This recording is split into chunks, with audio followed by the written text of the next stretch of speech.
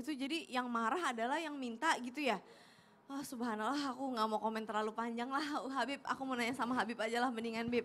Udah, Bib, pertanyaannya apa? pertanyaannya tuh gini, zaman sekarang ini kan kita hidup dalam dunia sosial. Dan kalau sedekah kan memang boleh nih sebenarnya terang-terangan ataupun bersembunyi kan boleh memang disebutkan kan. Tapi kalau memang kita sedekahnya karena terpaksa. Jadi bener-bener kayak misalkan aku lagi, Bib ayo dong Bib pokoknya maksa. Ataupun siapapun deh akhirnya ngeluarin uang ya karena terpaksa gitu. Atau memang karena ada iming-iming pengen mendapatkan imbalan sesuatu dari orang tersebut. Itu sebenarnya masih bisa gak sih membuat malaikat suka sama kita, sedekah karena terpaksa. Mohon tausiahnya. Ya akhir Puan Caca, Ustadz Syam, Ustadz Maulana. Bismillahirrahmanirrahim. Allahumma salli ala Sayyidina Muhammad wa ala ali Sayyidina Muhammad. Sedekah itu adalah bentuk ibadah kepada Allah Subhanahu wa taala. As-shadaqah tadfa'ul bala wa shadaqatu lil umri. Sedekah bisa mencegah bala, wabah, musibah, memanjangkan umur dan lain sebagainya. Dan ibadah itu awalnya paksaan. Sekarang saya tanya simpel sama Caca. Dulu waktu masih kecil dipaksa gak sholat subuh? Dipaksa. Lama-lama? Lama-lama seneng. Ya, Masya lama-lama Allah. bisa terbiasa akhirnya menikmati. Awalnya ibadah itu paksaan. Lama-lama terbiasa untuk dekat kepada Allah Subhanahu wa taala dan mendapatkan keridhaannya Allah Subhanahu wa taala. Ma min yaumi yusbihul ibadu fihi illa malakani yanzilani fayaqulu ahaduhuma Allahumma a'ti munfikan khalafa wa yaqulul akhar Allahumma a'ti mumsikan talafa. Tidak ada satu hari pun ketika seorang hamba melewati paginya kecuali akan turun ataupun datang dua malaikat kepadanya. Lalu salah satu malaikatnya berkata, "Ya Allah, berikanlah pengganti bagi siapa yang bersedekah hari ini atau menafkahkan hartanya atau mengeluarkan daripada rizkinya." Didoakan oleh malaikat. Didoakan oleh malaikat, ditambahin rizkinya, diberikan keberkahan pada harinya dan didoakan sama malaikat, yakni dibanyakin, diberikan keberkahan, bukan hanya cukup ditambahin. Dan satu lagi, malaikat yang satu lagi berkata, "Ya Allah, berikanlah kebangkrutan, kehancuran, kebinasaan kepada mereka yang pelit, yang bakhil, yang menahan hartanya." Jadi ada dua malaikat tuh. Satu mendoakan, yang satu menyumpahin. Kalau kita mengeluarkan sedekah, sedekah itu nggak tunggu kaya dulu. Nggak tunggu kaya. Siapapun bisa bersedekah. 1.000 pun bisa sedekah.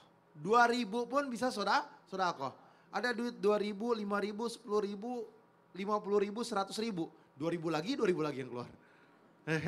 Jadi mau miskin mau kaya, sedekahnya tetap 2.000.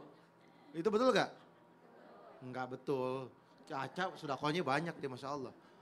Apalagi Ustadz Maulana, setiap hari bersedekah. Selalu, cashnya banyak Ustadz Maulana. Ya, Masya Allah gak? Masya Allah. Jadi sedekah itu adalah bentuk ibadah kepada Allah Subhanahu wa taala dan berharap akan keridhaannya Allah Subhanahu wa taala dan didoakan oleh malaikat. Didoakan oleh malaikat. Temanya Masya Allah nih hari ini nih. Yang dimana kita berharap akan ridhonya Allah dan siapa aja sih yang didoain malaikat? Kita salah satunya adalah manusia atau hamba Allah yang lagi didoain malaikat. Berkumpul di majelis ilmu. Duduk di majelis ilmu. Duduk menanamkan sebuah kebaikan. Bersedekah setiap waktunya, setiap saatnya. Tanpa diperintahkan. Bahkan tersentuh hatinya untuk bersedekah. Kalau misalkan ada orang datang minta-minta, ada rezeki kasih bismillah. Ada rezeki bismillah kasih. Gak ada dompet, gak ada apaan bilang. Saya gak bawa dompet, saya gak bawa uang saya. Minta ridho, minta ikhlasnya.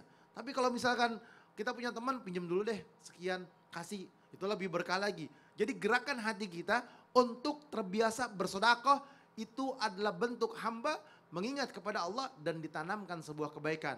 Mau panjang umur, mau berkah, mau diberi kesehatan. Terus mau apa lagi? Mau diberikan rizki yang banyak, mau ditambahin rizkinya, dikali lipat 10, bahkan 700 kali lipat adalah mereka yang mau mengeluarkan hartanya. Bisa 700 kali lipat.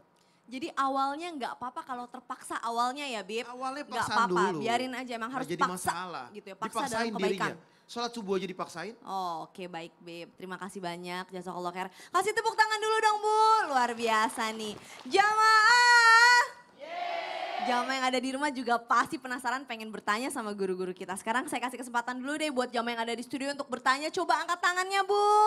Siapa yang mau nanya? Ini ibu-ibu menigelis, pisan deh dari Yes, yang sebelah sini aja deh, silahkan Bu. Monggo Bu, permisi. Maaf tangan kiri ya, silahkan. Bismillahirrohmanirrohim. Assalamualaikum warahmatullahi wabarakatuh. Waalaikumsalam warahmatullahi wabarakatuh. Nama saya Ei Sumartini dari Majelis Taklim Muslimat Kota Bandung. Oke. Mau bertanya kepada Ustadz Maulana. Iya Ibu. Mau memastiin aja Pak Ustadz. Apa benar kalau memutar murotal Al-Quran, malaikat senang sama kita? Iya.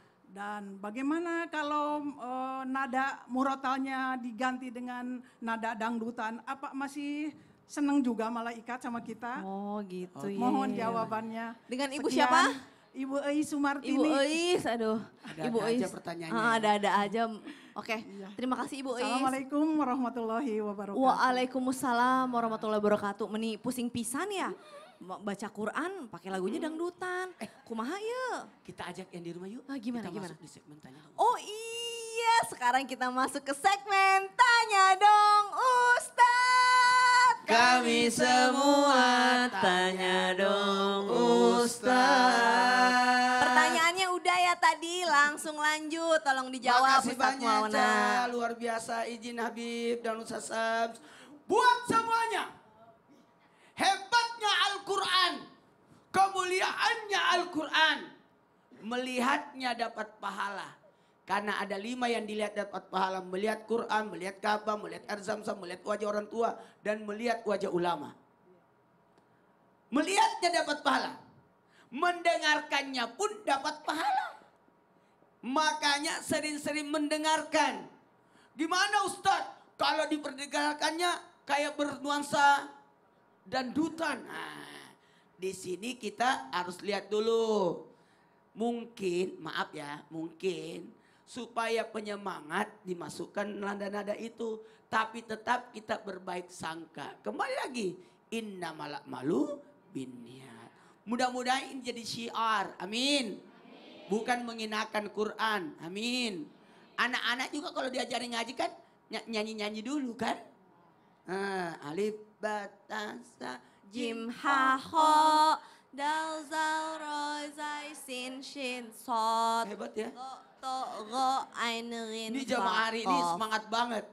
Maka orang yang mendengarkan, memperdengarkan Al-Quran di rumahnya, walau mau pakai murattal, bukan dia tapi murattal, itu pasti akan ada keberkahan di dalam rumah itu.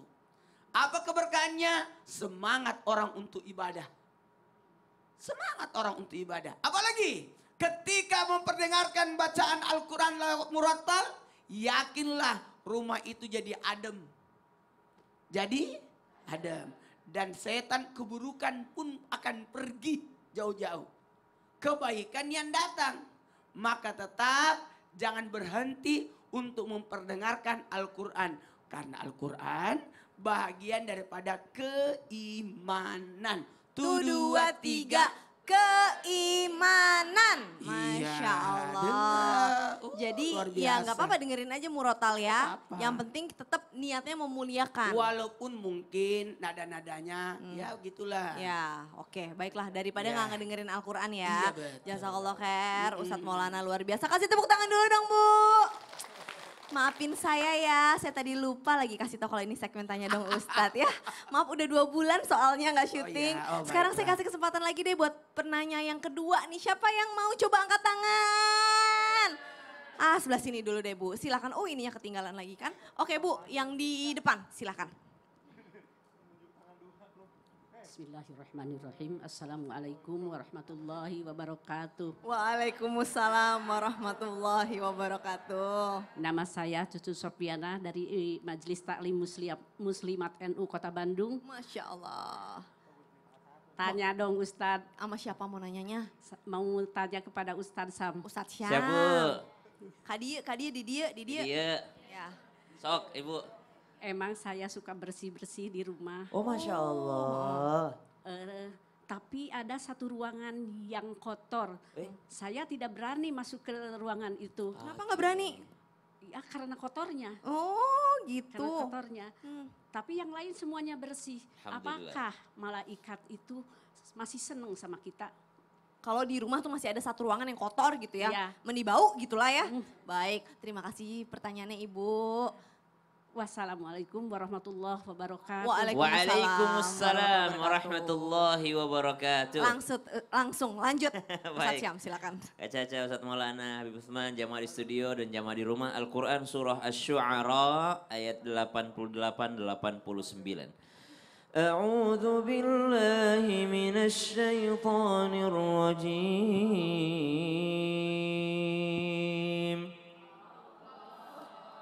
يوم لا ينفع مال ولا بنون إلا من أتى الله بقلب سليم.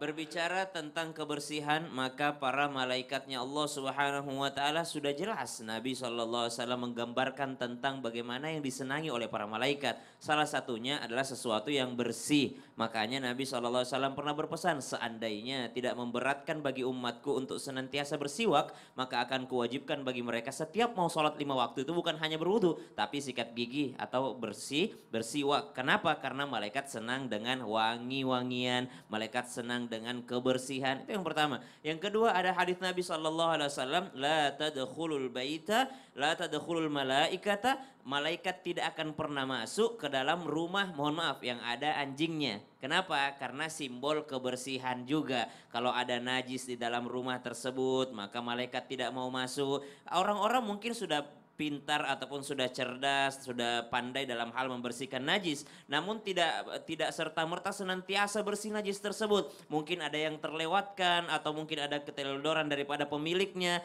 Maka subhanallah Nabi mengultimatum bahwa malaikat tidak akan pernah masuk. Ada satu hal yang menarik dan berkaitan dengan ayat yang kami bacakan barusan tentang hati. Ternyata Imam Al-Ghazali dalam kitab Ihya Ulumuddin menjelaskan bahwasanya hati itu adalah rumah.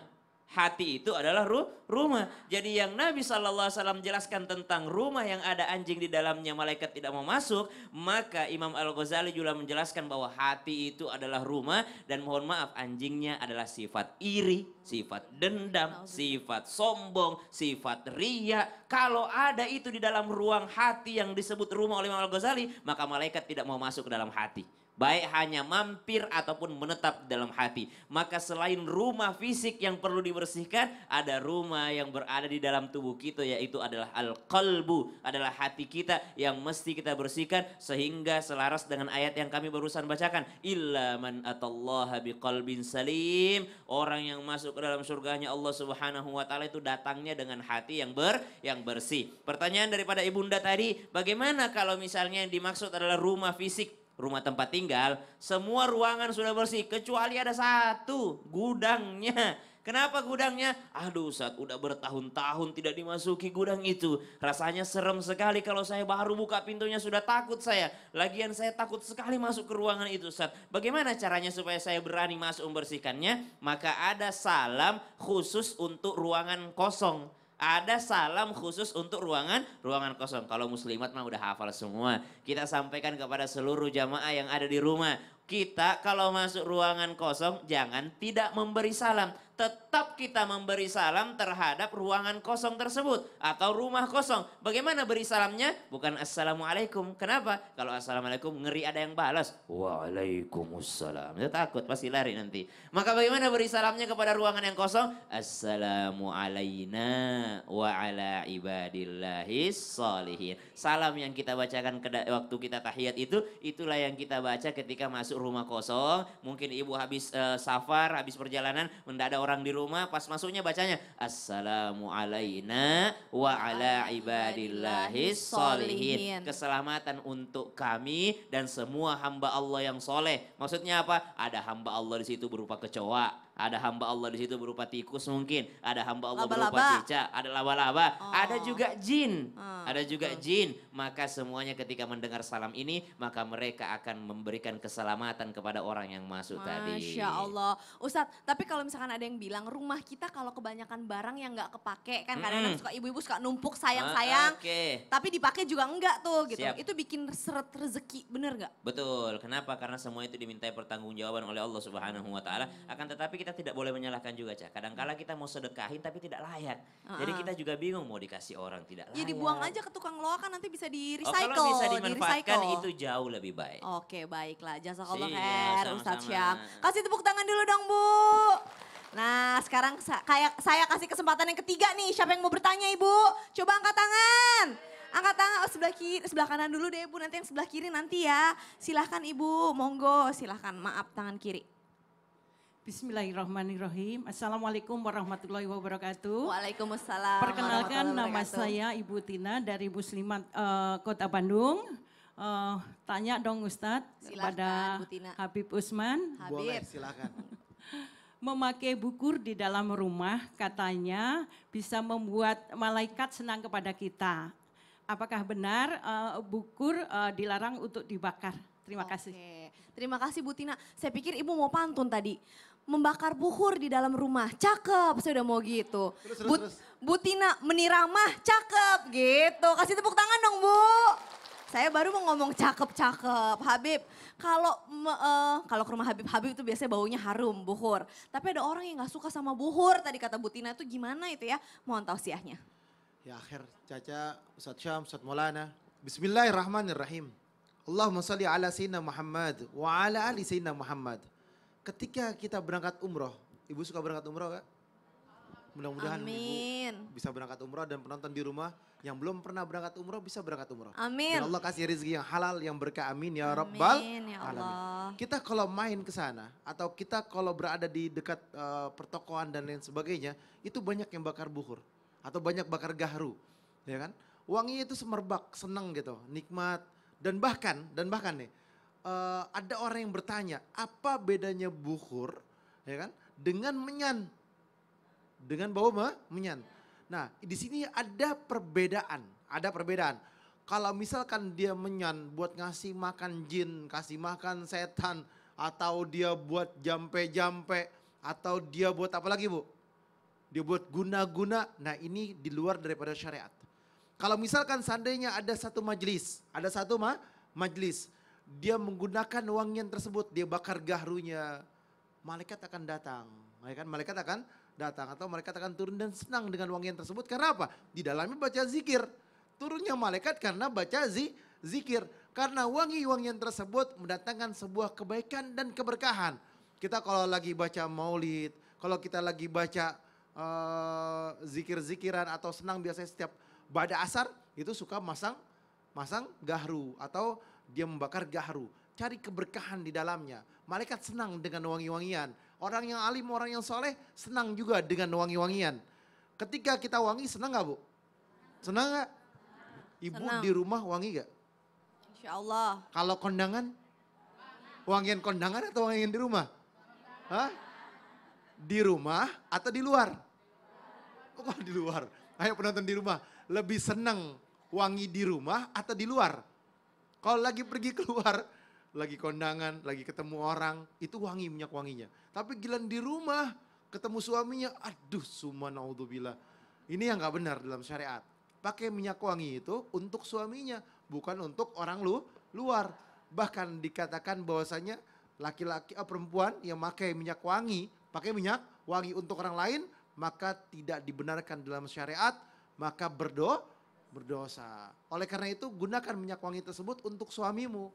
Sehingga menjadikan sebuah keberkahan. Jangan engkau menggunakan minyak wangi untuk orang lain. Di rumah menandakan sebuah kewangian atau keberkahan daripada gahru yang dibakar, insya Allah berkah. Jadi kalau ada orang yang gak suka sama buhur terus ngelarang-larang kita, gak usah bakar-bakar buhur deh. Gimana Beb harusnya kita respon? Nggak jadi masalah, kan tergantung selera. Oh selera. Kalau asapnya saya juga nggak suka asapnya. Oke. Bisa agak pusing. Jadi gak harus buhur ya, yang penting wangian apapun Wangian. bisa dari Tapi kalau bisa gahru. candle.